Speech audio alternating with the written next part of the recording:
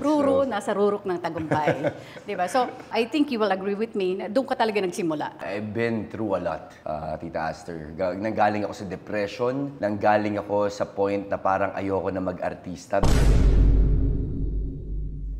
Umabot sa point na kinausap ko po yung buong cast na kung hindi po mag-work tong project na to, pakiramdam ko po last ko na po ito.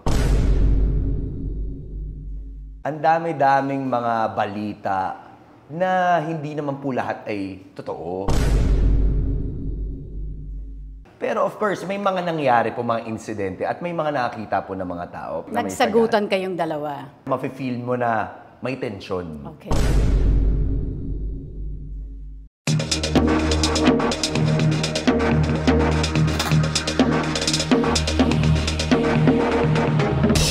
Kailangan po siya mangyari so that para ako hindi ko i-take for granted yung mga bagay na pinagkakalob sa akin. I didn't expect na sobrang laki. Yes. Noong time po kasi parang naglalaro lang kami. I'm just enjoying everything. Yung tiwala na pinagkakalob nila sa akin, same din ang tiwala na binibigay ko po sa kanila. Gusto ko lang po laging suklian yung mga pinagkakaloob po nila sa akin.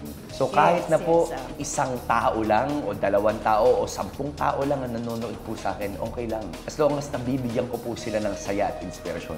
Hindi po ako magsisettle dun sa isang bagay na alam ko na hindi naman yun yung gusto ko. Nagkaroon ng stars yung buong paligid ko and then sinabi ko talaga sa kanya na ikaw yung soulmate ko. Pero alam ko na deserve ko yun eh. Kasi alam ko po na nagkamali ako. So parang si Bianca, tinuro niya sa akin na kailangan mong tumayo sa sarili mo. And then ako lagi sinasabi sa kanya, no, kaya natin mag-grow together. No, kailangan mag-grow bilang ikaw. Kahit naman sa ang project, pwede kitang ipasok eh. Pero gusto ko na kaya ka nila kukunin dahil sa talento mo. And doon time, hindi siya malinaw sa akin eh. Kung sino man manalo, kasi kahit natalo ko, hindi siya masakit. Parang akala ko po nun, laro lang to lahat. Before kasi ang pangarap ko, Tita Aster, is maging artista. And then I realized ang pangarap ko ngayon is makapagbigay ng inspirasyon sa mga tao. Kamusta po kayong lahat mga ka-TikTok? Si Ruro Madrid po ito ng Black Rider. Inaaniyahan ko po kayong lahat na panoorin at abangan po ang TikTok with Aster Amoyo. 12 noon po yan every Friday. Abangan po natin dahil magkikwento po ako ng mga pinagdaanan ko po sa industriya.